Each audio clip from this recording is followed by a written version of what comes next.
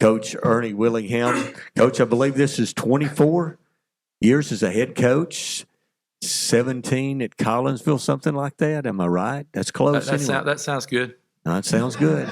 It's been a long time. Yeah, we're both aging, and we're aging well, right? You know it.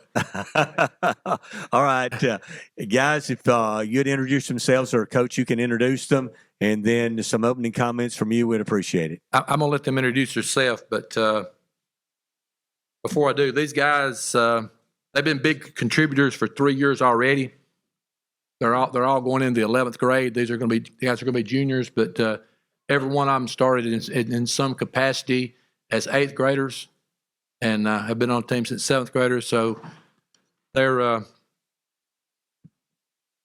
been kind of silent leaders before, but we've had them older guys. Like last year, we had all those older linemen that did most of the leadership stuff. But these guys are stepping up, and they started stepping up a little bit last year, but they're really stepping up in the weight room and have been doing good in the weight room. But like getting people out for practice, ready to go, and that kind of stuff. But they're really stepping it up as leaders, and I appreciate that. But I'll let them introduce themselves. Mason McAteer, quarterback. Gavin Lang, receiver and defensive back. Silas Adams, receiver and defensive back. Jeremiah Killian, wide receiver, outside linebacker. Kyler Bean, wide receiver, outside linebacker. All right. We're really looking forward to getting started. We get started today. Okay, we got practice at 5 o'clock. Our workout's at 5 o'clock. We didn't have spring training, so we get to start a week early. And we're really looking forward to that. We've had a very productive summer. Workouts went well. And we've got some guys who've really put on a lot of weight. Some of these guys have added weight and strength and speed also. 7on7 and OTAs. We went to a couple of big 7on7s and competed really well. And OTAs, Gaston came in, and we had Etowah in week before last, which was a pretty big test for us, and competed really well and did good against them. Our numbers this year are low. Okay, we've only got one senior that was on the team last year. We've got two actually dressing out, but one of them hadn't played since junior high, so we've got one senior. Our numbers are low, but numbers being low doesn't really affect how we play, because I've had 40 10th, 11th, and 12th graders before, and this year I'll have 18 or 19, but all 18 or 19 of them can play. Okay, so I've had 40 before and only had 18 or 19 that could play. So, we're looking at that as a positive instead of a negative. All our skill guys have been starting for 2 years. Every one of them has been starting for 2 years, and some have been starting for 3. So the skill positions will be better be a strong point for us this year. Okay.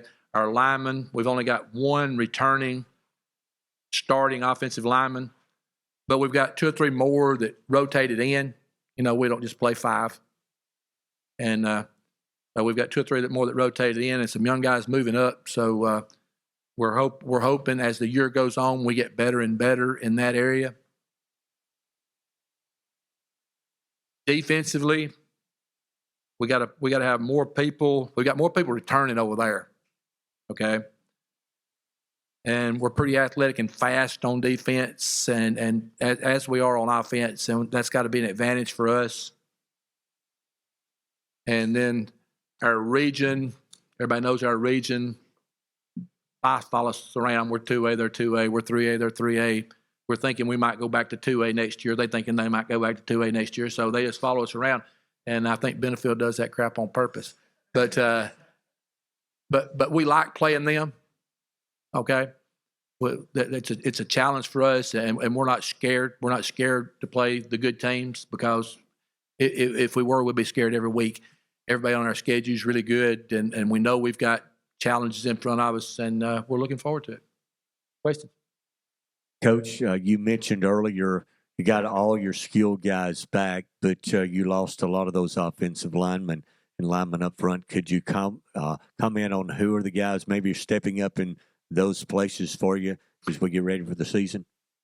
I'll talk about a couple of them. Bronner Jones played for us last year. Halfway through the season, he was not starting, and then he started the second half of the season for us, and he may have been our best lineman before the year was over. Glad we got him back. Sam Stewart was the one that was starting, that Bronner took his place. Sam was starting at middle linebacker, and he was starting at left tackle. Okay, but now and Sam actually got better, and he's returning. He's the one senior we got, the one returning senior, Sam Stewart. He was up here last year, so I didn't bring him back. He's already been here once, but and he's going to start at middle linebacker, and he's going to move back to left tackle. Got that. Chase Godshaw is in these guys' class, and he's the hardest worker we got. We all love him. He's undersized. Okay, he's going to play center for us. And a lot of responsibility on our center because we do motions and shifts and that kind of thing. And the center has to be a pretty intelligent guy. If he's not, then we snap it at the wrong time. There may be a running back between him and the quarterback.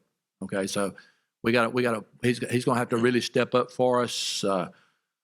Brennan McElroy is a guy that he rotated in some for us last year, and he's bigger than some of the rest of them.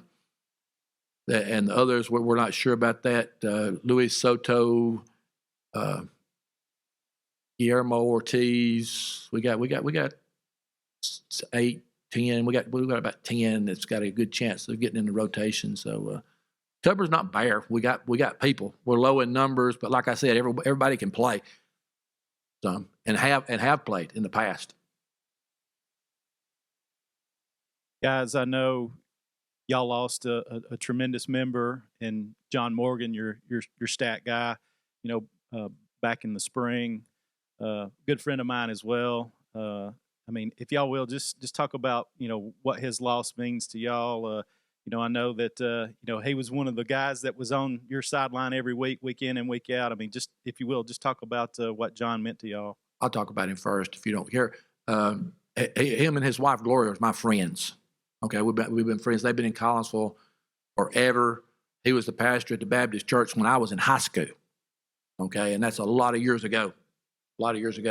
And and he organized our pregame meals. We go to all the different churches. He organized that. So, that fell on me this year, and I had to think about him a lot, and I go see him a lot. But he was also on our sideline, him and Gloria, his wife, and looking around, they were kind of common.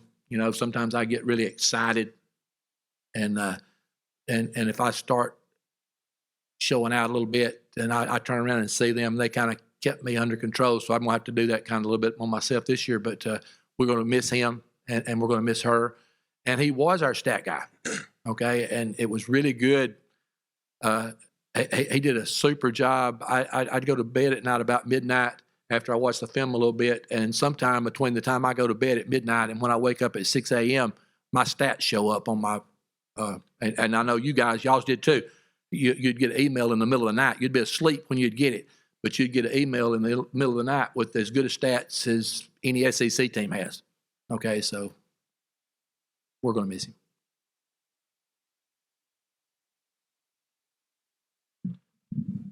I do want to add how he will be missed. He was definitely a pillar of the community in Collinsville, and he was a preacher at my church, and a lot of people don't realize how much he did for the community.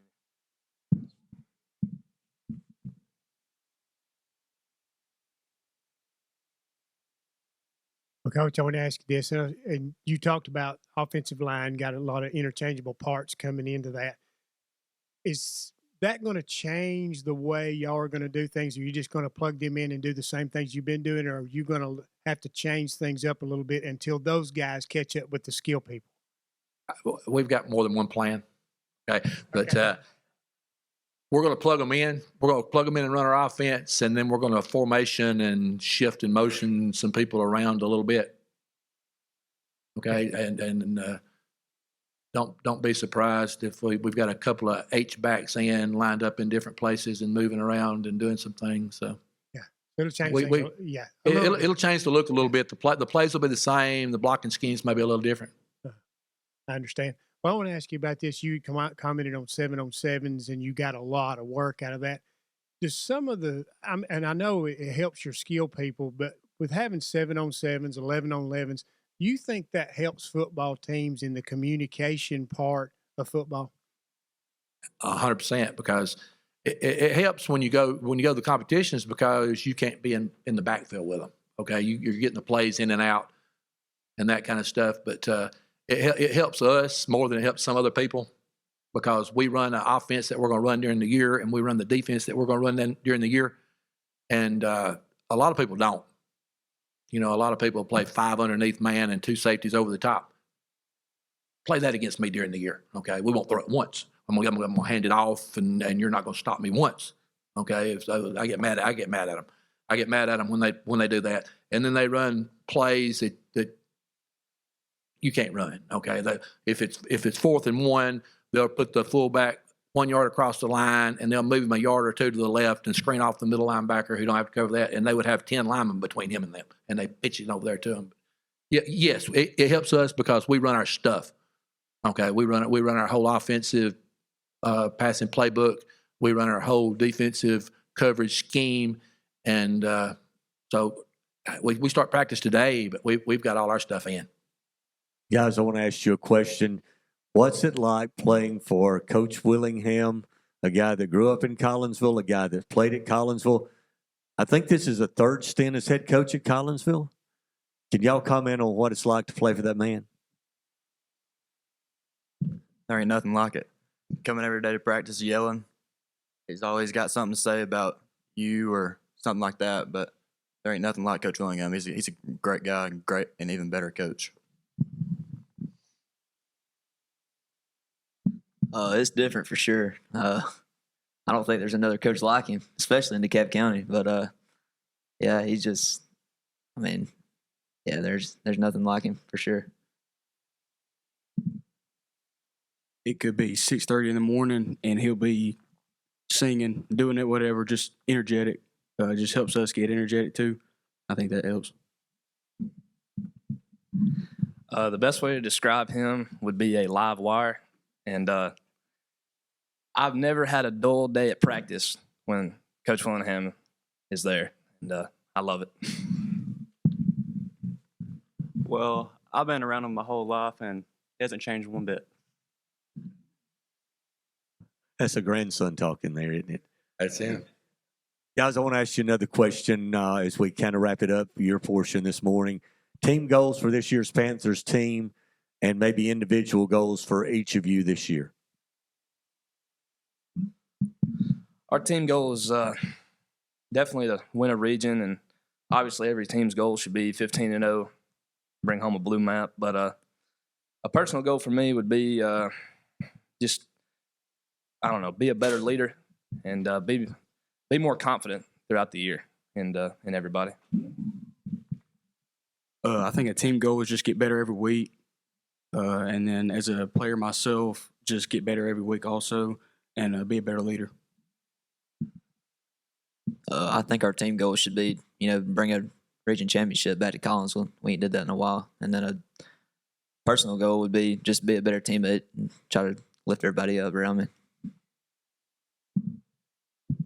To add on what they were saying, become a better teammate, like my personal goal. And team goal would be definitely to win the region, as they were saying. But better off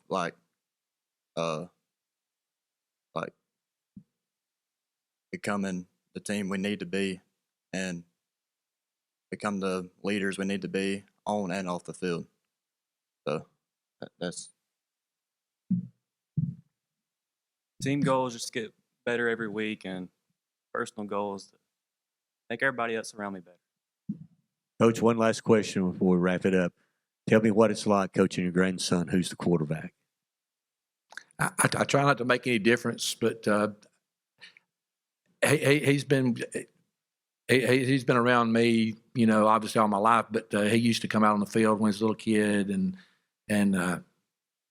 it's pretty good coaching him, and he's the quarterback because he kind of thinks a little bit like I do. He's seen what I've done all my life, and you know, and I'm not as smart as I used to be. I never was very smart, but I'm not as smart as I used to be, and I call the wrong formation with the play sometimes or something like that, and he just looks at. He used to say something. He don't say anything, and he just looks at me, and then all of a sudden it's fixed. Okay, so I'm enjoying myself. I really am enjoying that. I got another grandson that's 8th grader this year too. That's going to dress out with the varsity too. He's got a broke hand right now. So that means you've got, what, 5 more years to coach as head coach? 100% no.